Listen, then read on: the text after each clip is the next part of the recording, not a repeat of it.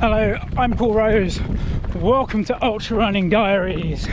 Today we are going to talk about nutrition and dieting before a race.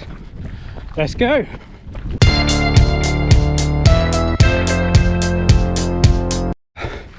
So today's session is 6 2-minute hill reps at tempo effort. Tempo effort being fairly high. That's the sort of effort you'd run like a 5-10k at. So I'm just walking down for recovery from the first one now, so you can probably see over my shoulder the kind of hill it is. It's not massively steep, steep enough for this kind of session, but what's good about this one is it's pretty consistent. It is a gradient, and it just kind of stays at that sort of level. So 1 down, 5 to go. So pre-race dieting.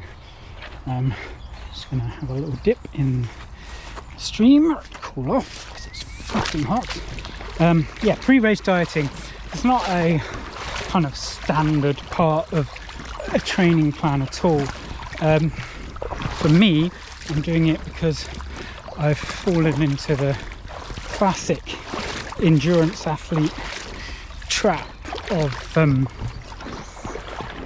being really hungry after long runs, which is a standard thing, and filling that with just easy calories, easy carbs, pasta, bread, you know, just highly processed, kind of low nutritional value foods. And as a result, I have noticed over the last kind of 2-3 months the scale's starting to tick up a bit. So obviously the last thing I want to do on I want to be doing for 100 miles is carrying extra kilos of me for absolutely no reason whatsoever. There's a reason when you watch marathon runners on telly, they are, you know, there's nothing of them. So I don't want to be carrying loads and loads of extra weight just for the sake of it, basically. Jesus Christ, might be time for me to invest in like a machete for getting down some of these paths. I imagine with yesterday's rain, this is really going to get worse in the next couple of days, but hey ho.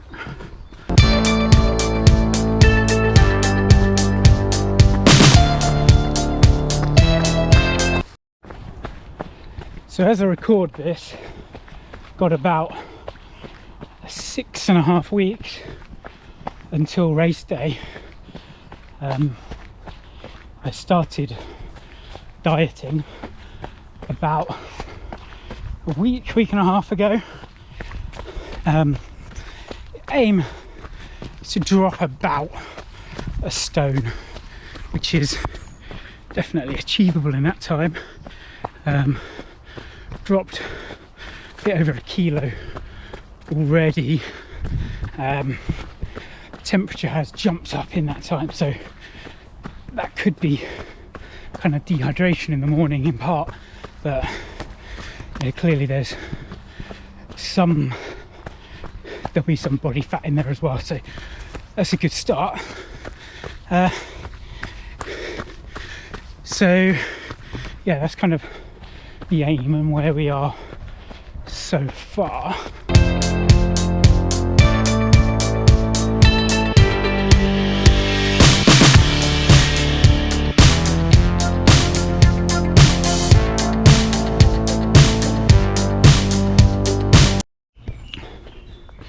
So in terms of the diet itself, obviously I still need a lot of calories and a lot of nutrients to fuel the training and to recover between sessions. And I'm going to be having some long kind of 5-hour plus training runs coming up in the next few weeks, so I need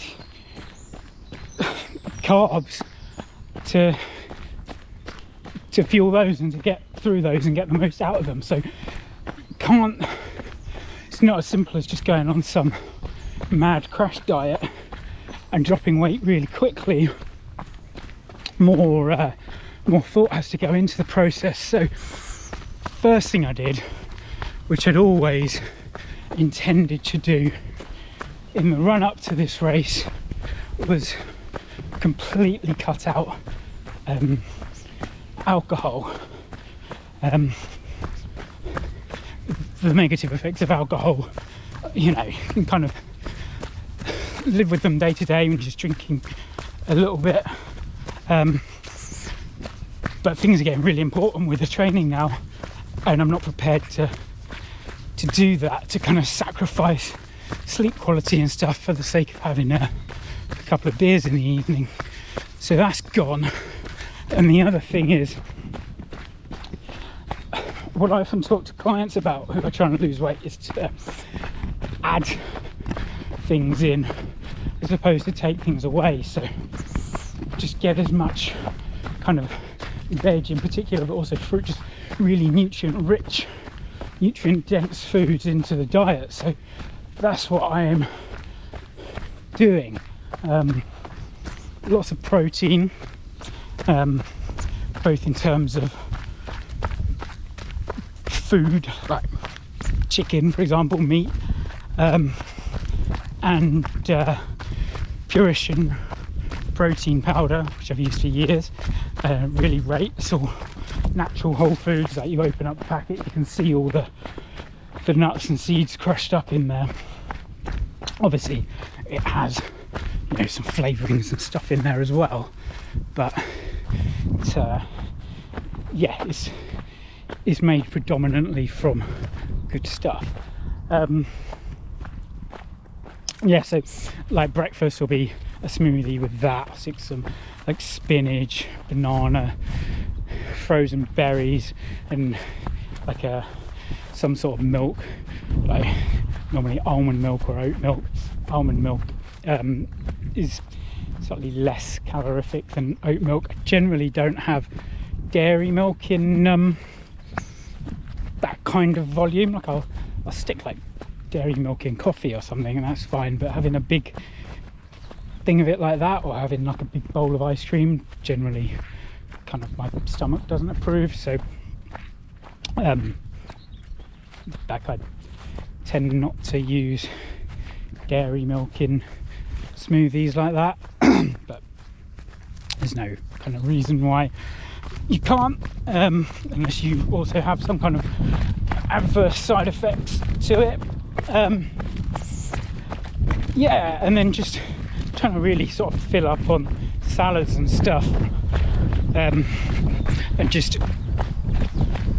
get stuff that's really, you know, dense in micronutrients, vitamins, minerals, so that you don't, it helps to reduce the kind of cravings for other food, and then so you're less likely to go and grab a bag of crisps or biscuits, stuff like that, which is obviously very low in nutritional value, and you tend to want more once you've finished it. So that's my kind of general plan at the moment, is no alcohol and fill up predominantly on nutrient dense foods, fruit, veg, lean meats, etc.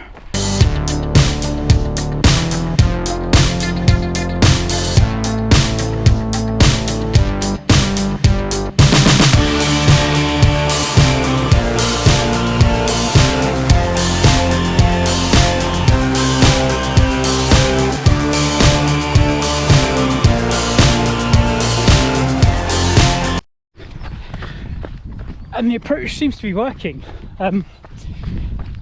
The weight on the scales, as I already said, has dropped slightly already. I feel like I'm sleeping better, and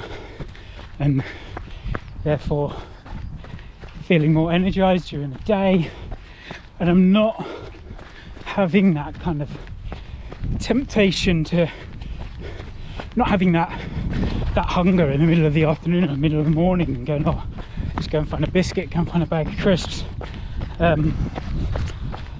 because I'm generally more full from just the nutrients that are in the food. But the other thing with, you know, things like fruit and veg tend to be very voluminous. You know, you can sit there and say, oh, an apple's got the same number of calories as whatever type of biscuit, but no one goes and eats 5 apples in a serving because it's just too much food. It fills you up. So that's basically what's happening. I'm feeling fuller off of more food but less calories, if that makes sense, and therefore not going and grabbing stuff that isn't gonna, you know, isn't optimal towards me achieving my goals. The other change I've made, which I've actually been gradually implementing for a little while now, is to really cut down on caffeine. And the aim is to cut that out in the next couple of weeks. That's not so much for kind of weight loss purposes or even health purposes.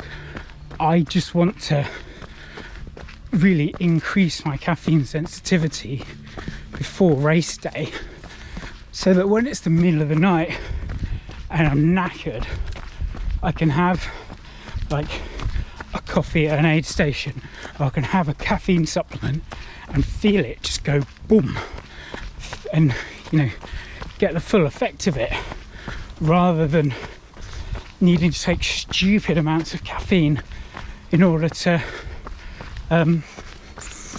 feel any kind of benefit.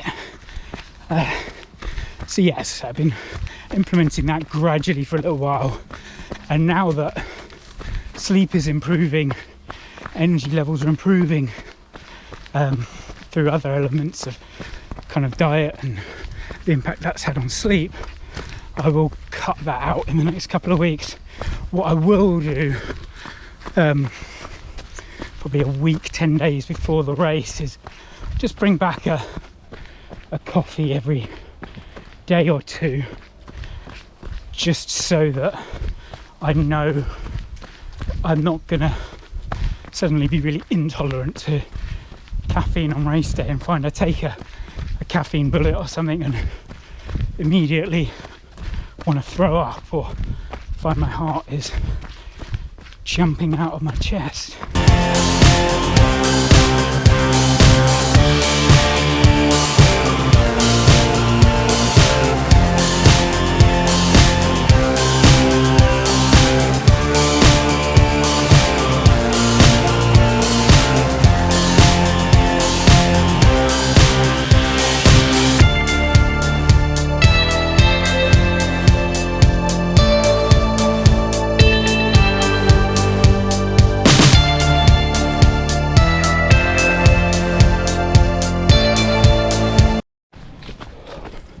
So the only other thing I wanted to touch on today is that I've decided to use the Lakeland 100 as an opportunity to raise a bit of money for an amazing local charity, which is Midshire's Search and Rescue.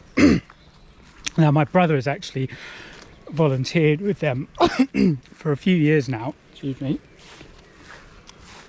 Yeah, my brother's volunteered with them for a few years now, and so I've learnt a bit about them in that time. And you know, they are run entirely by volunteers and funded purely by donations from the public and from their own volunteers, who often reach into their own pockets to help them out. And they do, as you might expect, search and rescues. So they'll go out and find missing persons, be it, you know, kids who've got lost, maybe elderly, dementia patients, things, sometimes wandering away from care homes and getting lost. Often people who are very vulnerable, either in terms of conditions such as dementia, Alzheimer's, or they're having a bit of a mental health emergency and need someone to go out and find them before they do something that maybe they don't really want to do. So my brother has been involved in a lot of their searches, and also in kind of flood evacuation exercises they've done, and God knows what else. So I'm trying to raise some money for them. So I've put a Just Giving link in the description of the video. So, if you've got a spare £5, please do go on there and donate it. Or, obviously if you can donate more than £5, that's great too. But yeah, please consider doing that, especially if you're enjoying these videos. It really is an amazing cause, and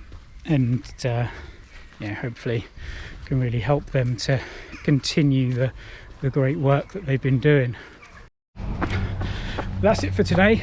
Please do hit like and subscribe, share this page videos with your friends, and if you've got any questions about anything I've talked about today or in previous videos, or if you just got any questions about ultra running training, fitness training, weight loss in general, then just stick them below in the comments. But yeah, thanks very much for tuning in once again, and I'll see you very, very soon. Goodbye.